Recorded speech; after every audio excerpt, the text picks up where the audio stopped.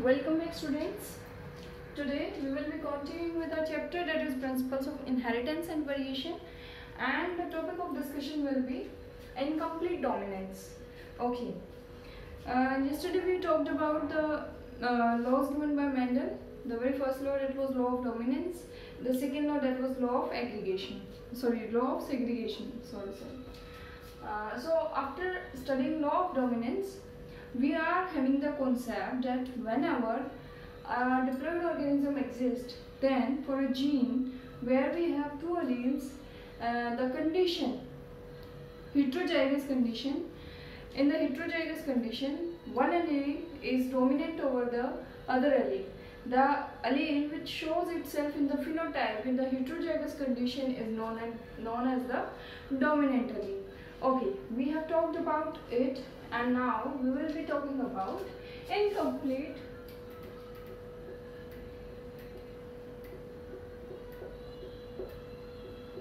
dominance.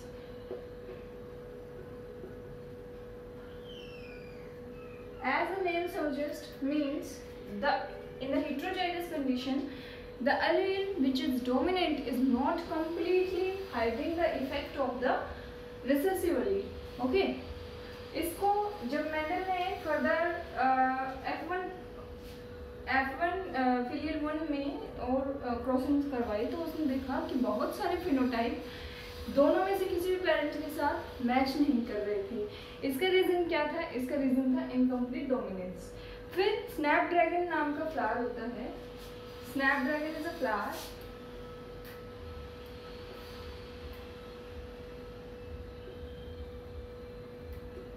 के ऊपर crossings करवाई गई, उस पर रिसर्च हुई, and it was found that the dominant allele for the color of flower is red. So capital R. Okay, the recessive allele is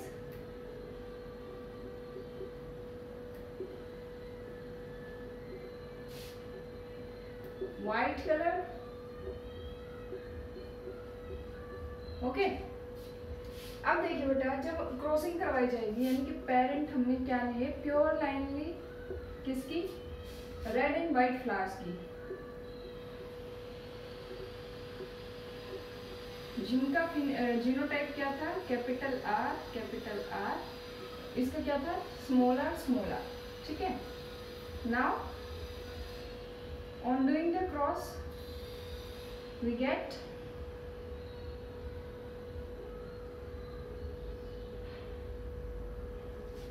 देखिए क्या मिला हमें?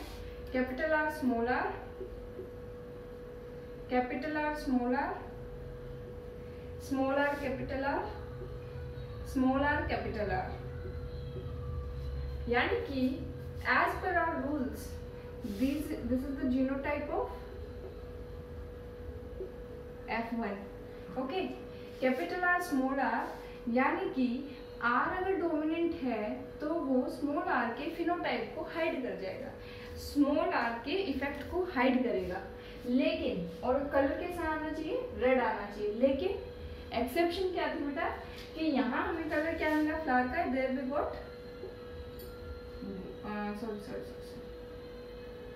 Pink color flowers. Okay, this was pink, they all were pink flowers.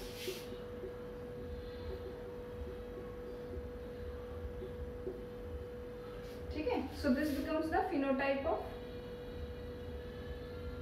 F1 generation. Okay, last time I did not mention you that we also consider the ratios. Genotype ratio here is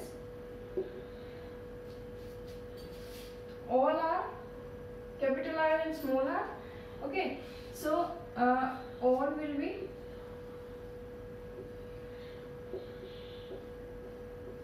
heterozygous condition मिलेगी हमें elements की, और phenotype क्या रहेगा? all will be pink flowers। ठीक है, ये तो आया हमारा स्नैपड्रैगन फ्लावर को स्टडी करने पे। जब हमने टॉल कंडीशन को पढ़ा था, टॉल जीन को पढ़ा था, तो हमें क्या मिल रहा था बेटा, F1 जनरेशन में क्या मिल रहे थे, जीनोटाइप क्या था, genotype for tall cross dwarf pure line, यानी ये था कैपिटल T, ये था स्मॉल t, तो हमें क्या मिला था, we got all tall plants. हमें सभी टॉल प्लांट्स मिले थे। और जीनोटाइप क्या निकला था, कैपिटल T स्मॉल t, ये निकला था। देखिए यहाँ जीनोटाइप भी हेटेरोजाइगस कंडीशन है, यहाँ भी हेटेरोजाइगस कंडीशन है, यानी कि दोनों एलील्स डिफरेंट हैं, लेकिन यहाँ जो फिनोटाइप क्रिएट हो रहा है, जो फिजिकल ट्रेट क्रिएट हो रहा है, वो पेरेंट को, दोनों में से किसी भी पेरेंट को रिजेंबल नहीं कर रहा है, बट है in this case tallness resembled with the parent. Fine, इतना क्लियर हुआ हमें। अब आगे चलते हैं। So this was what I wanted to tell you that incomplete dominance क्या है। incomplete dominance वो है जब heterozygous condition में जो dominant allele है वो completely hide ना कर सके किसको, दूसरे के इफेक्ट को, तो उसको क्या बोलेंगे, incomplete dominance बोलेंगे। अभी हम ये देखते हैं कि डोमिनेंसी या डोमिनेंट allele बनता कैसे है, ठीक है। तो जब हम किसी भी जीन के बारे में बात करते हैं तो we know that it diploid, उसमें डिप्लॉयड ऑर्गेनिज्म के अंदर जो है हमारे पास कितने एलील्स होंगे, 2 एलील्स होंगे किसी पर्टिकुलर जीन के लिए, ठीक है। अब देखो समझो इस बात को कि ट्रेट्स जो हैं, पहला पॉइंट क्या है, ट्रेट जरूरी नहीं कि किसी एक ही जीन से कंट्रोल होगा। Trait can be controlled by a single gene और मल्टीपल जीन्स, ठीक है। ये बात समझ आए कि कोई भी ट्रेट्स जरूरी नहीं है किसी सिंगल जीन से कंट्रोल हो, वो मल्टीपल जीन से भी कंट्रोल हो सकता है। और जैसे कि आप जानते हो ह्यूमन बीइंग्स के अंदर 23 पेयर्स ऑफ क्रोमोसोम्स होते हैं। तो इन क्रोमोसोम्स में अगर मल्टीपल जीन्स है तो वो मल्टीपल जीन्स नेसेसरी नहीं है कि किसी एक ही क्रोमोसोम पे मौजूद हो, they can be found spread over various number of chromosomes. ये बात क्लियर होती है यहाँ से। अब नेक्स्ट बात समझो कि a gene is sequence of base pairs. या आप नेक्स्ट चैप्टर में पढ़ेंगे कि बेस पेयर के आगे स्टार्ट कोडॉन होता है, पीछे स्टॉप कोडॉन होता है, उसको एंजाइम स्टडी करता है, रीड करता है, ट्रांसलेशन होता है, प्रोटीन बनता है, and then it becomes a functional enzyme. Okay, तो एक जीन क्या है, वो सीक्वेंस है बेस पेयर्स का। बेस पेयर सीक्वेंस क्या बनाता है, डीएनए बनाता है। यानी कि जीन क्या है, gene is part of DNA, ठीक है। और हमें पता है कि डीएनए के अंदर म्यूटेशंस होती हैं। Mutations in DNA hence can relate or mean that mutations are in genes.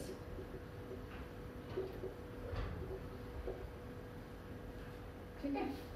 अब देखो समझिए इस बात को कि जो हमारा डीएनए है वो सारा यूजफुल डीएनए नहीं है। Maximum amount of it is junk DNA, जो किसी भी चीज के लिए, किसी भी फीचर या ट्रेट के लिए कोड नहीं करता है, ठीक है। ज्यादातर जो ये होते हैं, जितने भी चेंजेस आते हैं बेस पेयर्स में का रिमूवल होता है, नए एडिशंस होते हैं, सब्स्टिट्यूशंस होते हैं, वो मेनली जंक डीएनए के अंदर होते हैं। क्यों? क्योंकि जंक डीएनए की अमाउंट ज़्यादा है तो उसमें चेंजेस आने की प्रोबेबिलिटी भी ज़्यादा होती है, चांसेस ज़्यादा होते हैं। लेकिन जब ये mutations coding non coding region में आती हैं, जब ये म्यूटेशंस नॉन कोडिंग रीजन में आते हैं तो क्या होता है, एक्सॉन्स में जब ये म्यूटेशंस आती हैं तो इनका इफेक्ट हमारे ट्रेड्स पे दिखाई देता है। उस पर्टिकुलर जिस भी पर्टिकुलर ट्रेड के लिए वो सीक्वेंस जिस भी पर्टिकुलर ट्रेड को वो सीक्वेंस डिनोट कर रहा था, उस ट्रेड के अंदर चेंज देखने को मिलता है जब म्यूटेशंस हो जाती हैं। ठीक, दो इसका चांस बहुत कम है लेकिन still these do exist.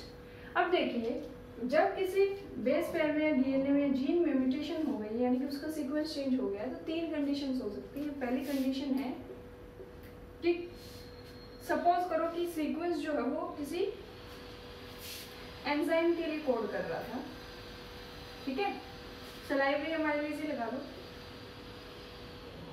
Salivary amylase के फॉर्मेशन के लिए वो डीएनए का पोर्शन कोड कर रहा था।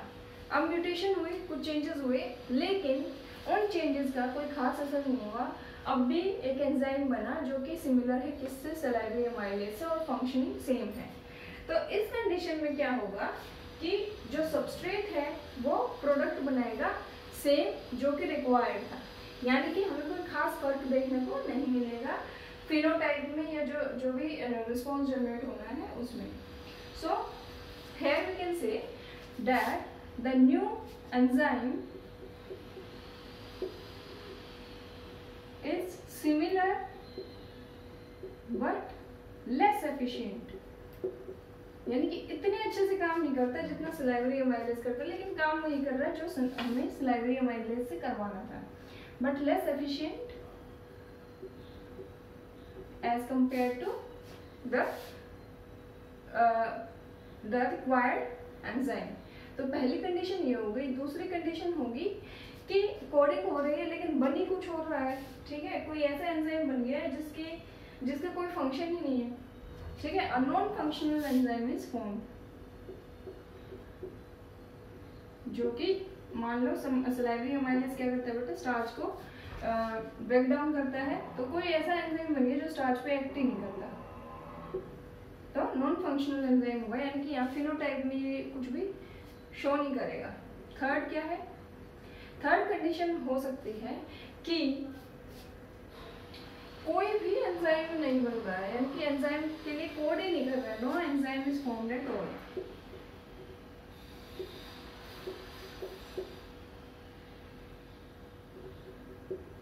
देखो यहाँ एंजाइम बन रहा था लेकिन वो चीनी पे एक्ट नहीं करता, वो चीनी को ब्रेक डाउन नहीं करता, लेकिन कुछ और फंक्शन हो सकता है, हम रिसर्च करेंगे, हमें पता लग जाएगा। तो हमारे इंटरेस्ट है यहाँ से क्या है, ये फर्स्ट पॉइंट है, ये जो लेस एफिशिएंट एंजाइम बनता है ये जिस अलील से, जिस कोडिंग से बन रहा है, वो कोडिंग किसको कोड करती है, वो कोडिंग कोड करती है रिसेसिव अलील को।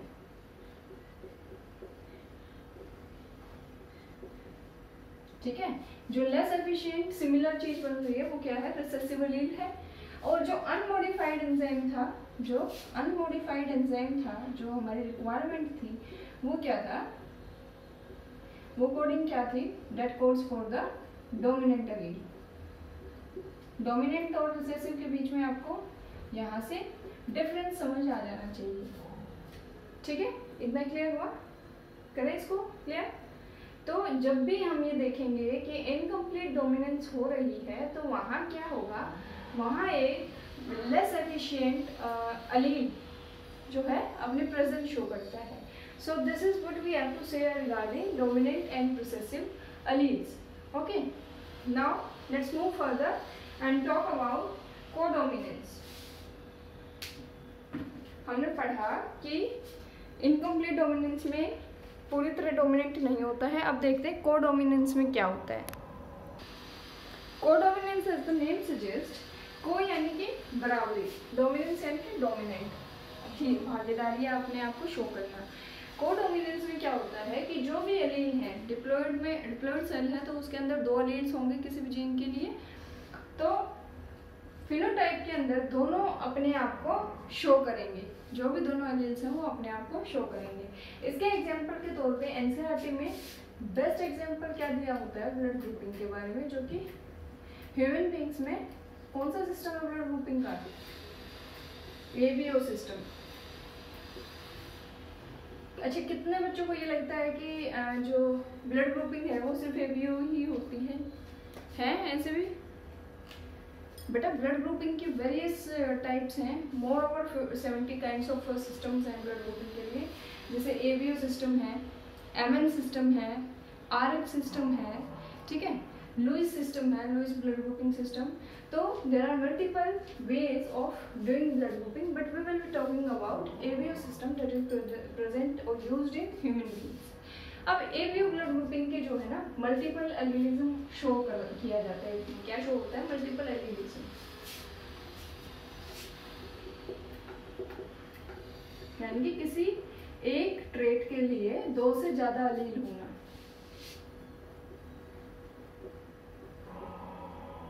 कौन कौन से एलील्स होते हैं? आई A, I B and I. Okay, जो ये आई है बेटा, ये क्या है? ये है रिसेसिव, और ये दोनों है इक्वली डोमिनेंट। अब देखो क्या होता है कि 3 ऑप्शंस हैं हमारे पास, ठीक है, ब्लड ग्रुप बनाने के लिए। लेकिन जब ह्यूमन बीइंग के अंदर गैमेट्स जाएंगे तो बेटा दोनों क्रोमोसोम्स एक चीज को ही तो कैरी करेंगे, यानी 2 ही तो एलील हम कैरी कर सकते हैं। तो मल्टीपल ऑप्शंस हो जाते हैं हमारे पास। क्या? I A I, I A I B, I A I A, I B I B and simple I I. Okay, तो मल्टीपल कंडीशंस हमारे पास जनरेट हो जाती हैं, जिसमें कि हम क्या करते हैं,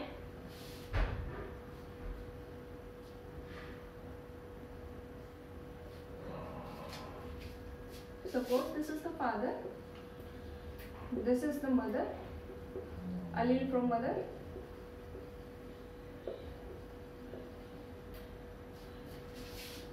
this is the genotype, and this becomes the phenotype. Is it mentioned? Yeah, not the phenotype, the blood type, और बल्कि आप बोल सकते हो इसको blood type। अब देखिए, मान लो किसी के फादर के पास है आई ए, मदर के पास भी है आई ए, तो क्या जीनोटाइप बन गया बेबी का? I A I A, hence the blood group will be A. I A है फादर के पास, आई बी है मदर के पास, जीनोटाइप क्या बन गया? I A I B. Blood group क्या बना? A B. Now it is I A and here it's I, the recessive one. So here genotype becomes IB, sorry IA and I. Do we write down the I? Yes, write down the small I in the genotype. So the blood type becomes A. AO, isn't it? AO or just A? Just A. Okay. Now IB, IB and IB। अगर father का IB है, mother का IA है, तो क्या बनेगा? IB IA AB, ठीक है। फादर का IB है, मदर का भी IB है, कंडीशन IB IB हो गया है। तो बेबी का ब्लड टाइप क्या होगा? B blood group. अगर फादर का IB है, मदर का है स्मॉल I, तो क्या बन गया? IB small I, it's again B blood group। and the last condition is अगर I है फादर का और मदर का है स्मॉल I, दोनों जगह पे स्मॉल रिसेसिव जो हमारा एलील है अगर वो मौजूद होता है तो हमारे को रिजल्टेंट तौर पे जीनोटाइप क्या मिलेगा? डबल I स्मॉल में, और ब्लड टाइप क्या हो जाएगा? O blood group. Okay, is it clear? अच्छा, अब इससे एक स्टेप आगे चलते हैं कि मान लो ब्लड टाइप ये है, तो एंटीबॉडीज क्या होंगी?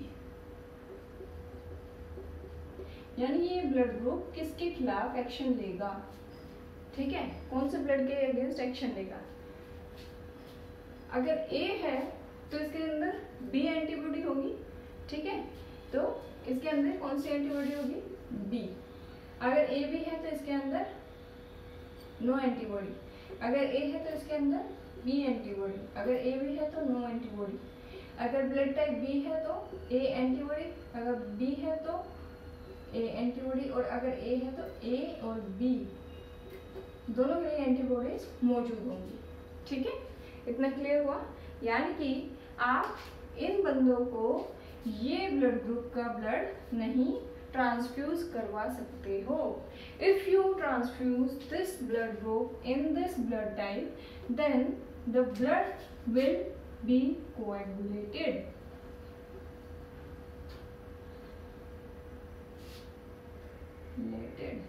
ठीक है, कोएगुलेशन हो जाएगा बेटा अगर आप एंटीबॉडीज वाला ब्लड ग्रुप चढ़ा देते हो किसमें, ब्लड टाइप इन रिस्पेक्टिव में। फाइन, अब देखिए यहाँ से क्या पता लगा हमें, यहाँ पे हमने मल्टीपल एलील सिस्टम देखा है और हमने देखा कि जहाँ IA और IP है वहाँ दोनों अपने आप को शो कर रहे हैं and they are showing codominance. Okay, यहाँ क्या है, यहाँ कंप्लीट डोमिनेंस शो हो रही है, ये रिसेसिव होमोजाइगस है। ठीक है, I hope it is clear from here. अच्छा, अब इसके बाद एक स्टार्च का एग्जांपल लेके, स्टार्च ग्रेन्यूल का एग्जांपल लेके पी प्लांट का एग्जांपल और दे रखा है, उसको और देखेंगे। अभी देखिए पी प्लांट्स के बारे में बोला गया है कि जो पी प्लांट के अंदर स्टार्च ग्रेन्स होते हैं बेटा, it is a form of stored food. Okay, P plant के अंदर स्टार्च ग्रेन्स जो होते हैं उसके लिए जो हमारे पास दो एलील्स मौजूद है वो क्या है, B and small b. Capital B shows dominance and small b shows recessiveness. Okay, this is dominant and this is recessive.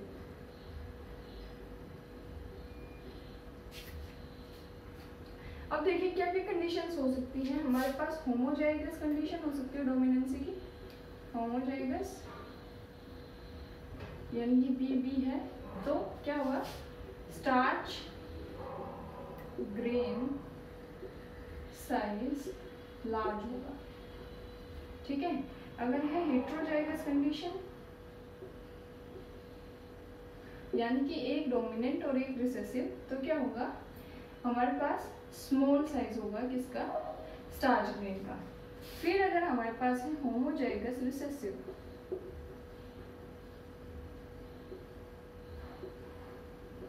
तो जाहिर सी बात है अपोजिट रिजल्ट होगा, यानी कि स्टार्च ग्रेन्स कैसे होंगे, स्मॉल साइज के होंगे। ठीक है, अब देखो ये एक अकेला जीन स्टार्च ग्रेन के साइज को भी कंट्रोल करेगा, plus it will control the shape of the starch grain, shape of the P seed.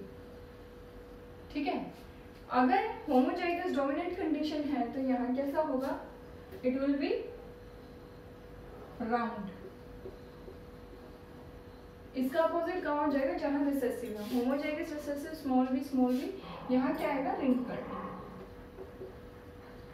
ठीक है, अब मुझे जरा ये बताओ, ये जो हेट्रोजाइगस कंडीशन है हमने पढ़ा कि ये डोमिनेंट कंडीशन है तो यहाँ राउंड आ रहा है, तो इस हिसाब से कैपिटल बी होने की वजह से यहाँ क्या आना चाहिए, यहाँ आना चाहिए राउंड, जो कि है बिल्कुल गलत। ठीक है, कैसा होता है हेट्रोजाइगस कंडीशन में, इसके लिए पी सीड का shape it is of wrinkled shape. ठीक है, यानी कि यहाँ जो चीज कंप्लीट डोमिनेंस दिखा रही है, यहाँ क्या दिखा रही है, यहाँ दिखा रही है बेटा इनकम्प्लीट डोमिनेंस।